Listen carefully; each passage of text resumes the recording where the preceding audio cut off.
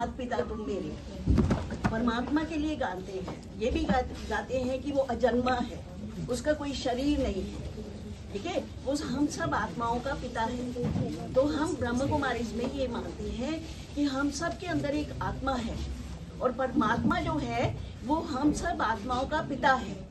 तो अगर परम पिता परमात्मा के जो गुण हैं वो हम सब के अंदर भी होने चाहिए, लेकिन हम विकारों में जो जिसको हम विकारों को रावण कहते हैं, जिनके वश होके काम, क्रोध, लोभ, मोह, दंभ, उसके प्रभाव में आकर हम अपनी उस आत्मा का जिसका निज स्वरूप है, खुश होना, शांत होना, सकारात्मक होना, उसको हम भूल जाते हैं और जिसके कारण हम तुलना में आते हैं, अपेक्षा में आते हैं और हमारा जो जीवन है उसमें निराशा और परेशानियां आती हैं और हम सब दुखी रहते हैं। अगर हम अपने आत्मिक स्वरूप को पहचाने, जैसे देखिए हमारा मोबाइल है सबके पास, हम सुबह सुबह उठते सबसे पहले अपने मोबाइल को चार्ज करते हैं, तो हमारा जो स्वाभाविक स्वरूप है परमात्मा से हम एनर्जी लेते हैं। अगर हम उसको अपने साथ कनेक्ट नहीं होंगे, उसके साथ जुड़ेंगे नहीं, तो हमारी आत्मा को एनर्जी कहाँ मिलेगी।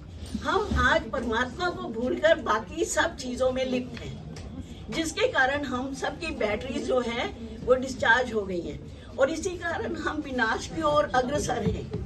तो अगर हम परमात्मक स्मृति में रहते हैं तो हमें ऊर्जा मिलती है, पॉजिटिविटी मिलती है, हमें शक्ति भरती है, जिसके कारण हम स्वाभाविक रूप से प्रसन्न चित्त रहते हैं और हमें जो देखता है वो भी हमें देख के प्रसन्न हो जाता है।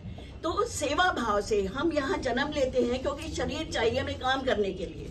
भगवान ने हमें यहाँ पैदा किया है समाज को और बेहतर बनाने के लिए, लेकिन हम अपनी मैं में जुड़ के सब जो है सर्वनाश कर देते हैं। तो जब मैं एक आत्मा, आप भी एक आत्मा हो, मैं भी एक आत्मा हूँ, हम सब आत्माएं हैं, तो उस आत्मा के नाते हम सब भाई भाई हैं। जब हम शरीर लेते हैं फिर हम भाई बहन हो जाते हैं।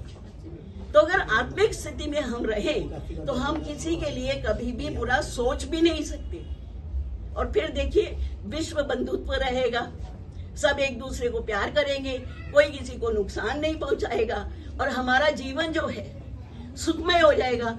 उसी को हम स्वर्ग कहते हैं। तो हम ब्रह्म कुमारी में मानते हैं इस समय ईश्वर आए हैं, वो स्वयं हमें ज्ञान देते हैं, ठीक है। और अगर उस हम ज्ञान को धारण करते हैं तो आने वाले दिनों में स्वर्ग की स्थापना होगी। बाबा का ये संदेश हमें सबको देना है। कोई कल को ये ना कहे कि स्वर्ग स्थापन हो रहा था, हमें तो पता ही नहीं चला। आप शायद ब्रह्म कुमारी से हैं, तो मैं आपसे बहुत शॉर्टली एक बात पूछना चाहता हूँ कि आज भी 80% लोग चित्रकारिता पे ध्यान लगाते हैं और 20% लोग ऐसे हैं कि जो निर्गुण पर अपना ध्यान लगाते हैं जी।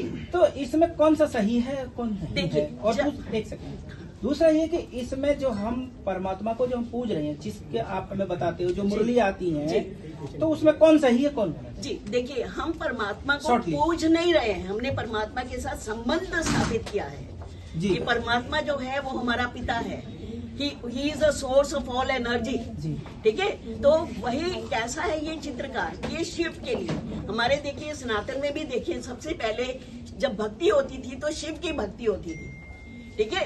तो हम अगर परमात्मा की फरमान पे चलते हैं तो हमारे अंदर दिव्य गुण आते हैं और हम देवता बनते हैं और 25,000 साल तक हम जो है सुख की अनुभूति करते हैं। जब हमारे अंदर विकार आने शुरू हो जाते हैं, ठीक है, फिर हम पूजा करना शुरू करते हैं, फिर हम देवताओं की। अगले एक पुस्तक है बेधड़क, बेधड़क है, ये